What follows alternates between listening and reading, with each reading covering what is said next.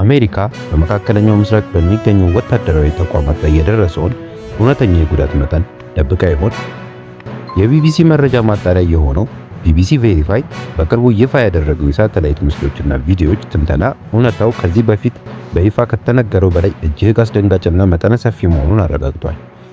ጦርነቱ ከተቀሰቀሰበት ጊዜ ጀምሮ ኢራን 20 የአሜሪካ ወታደራዊ ተቋማትን ሙሉ በሙሉ ወይም በከፊል መውደሟ ታውቋል። የሳተላይት መረጃዎች እንደሚያመለክቱት ኢራን ከየካቲት ወር መጨረሻ ጀምሮ በመካከለኛው ምስራቅ በሚገኙ 8 ሀገራት ውስጥ የሚገኙ ቁልፍ የአሜሪካ ወታደራዊ ማዕከላትን ኢላማ አድርጋለች። በዚህም ጥቃት በሚሊዮኖች የሚቆጠሩ ዶላር የሚያወጡ ዘመናዊ የአየር መከላከያ ስርዓቶችን፣ በአየር ላይ ነዳጅ የሚሞሉ አውሮፕላኖችን እና የራዳር መዋቅሮችን ወድመዋል። ጉዳቱ የደረሰው ተቋማት በሳውዲ አረቢያ፣ በተባበሩት አረብ ኤሚሬትስ፣ በኳታር፣ በኩዌት፣ በኢራቅ፣ በዮርዳኖስ፣ በባህሬን እና በኦማን ውስጥ ይገኛሉ።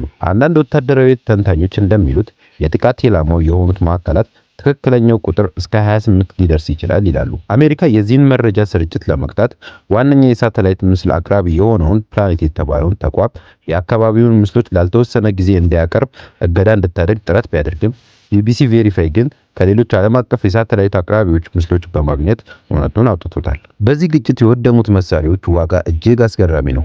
በአረብ ኤሚሬትስ ሰፈሮች ውስጥ የነበሩ እያንዳንዱን ለማምረት $1 ቢሊዮን የሚያስወጡ ታድ የተባሉ እጅግ ዘመናዊ የጸረ ባሊስቲክ ሚሳኤሎች መከላከያዎች ጥቃት ደርሶባቸዋል። እነዚህ መከላከያዎች በፍጥነት ወይም በቀላሉ ሊተኩ የማይችሉ መሆናቸውን የጦር ባለሙያዎች ይናገራሉ።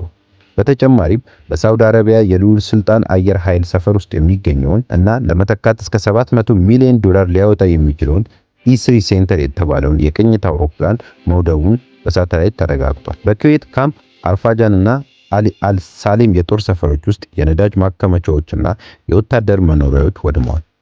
የፔንታገን የቅርብ ጊዜ ግምት እንደሚያሳየው አሜሪካ ለዚህ የኢራን ጦርነት እስካሁን $29 ቢሊዮን ያወጣች ሲሆን ከየካቲት ወር አንስቶ F-15 እና F-35 ተዋጊ ጄቶችን ጨምሮ ቢያንስ 42 አውሮፕላኖች ወድመዋል ወይም ተጎድተዋል። የሚገርመው ግን አሜሪካ እጅግ ውድ የሆኑ የጦር መሳሪያዎችን ስትጠቀም ኢራን በአንጻሩ በጣም ርካሽና በቀላሉ የሚተኩ ድሮኖችና ሚሳኤሎችን ነው የተጠቀመችው። ባለሙያዎች እንደሚሉት የኢራን የጥቃት ስልት ከጅምላ የሚሳኤል ውርጅብኝ ወደ ተለየና ይበልጥ ትክክለኛ ወደሆኑ ቀጥተኛ ጥቃቶች ተሸጋግሯል። አዲሱ የኢራን ጠቅላይ መሪ ሙጃታባ ካሚኒ ማክሰኞ ዕለት ባስተላለፉት መግለጫ መካከለኛው ምስራቅ ከእንግዲህ ለአሜሪካ ጦር ሰፈሮች አስተማማኝ ቦታ እንዳልሆነና አሜሪካ ቀድሞ ከነበራት ቦታ እየተንሸራተተች መሆኑን በድፍረት ተናግሯል።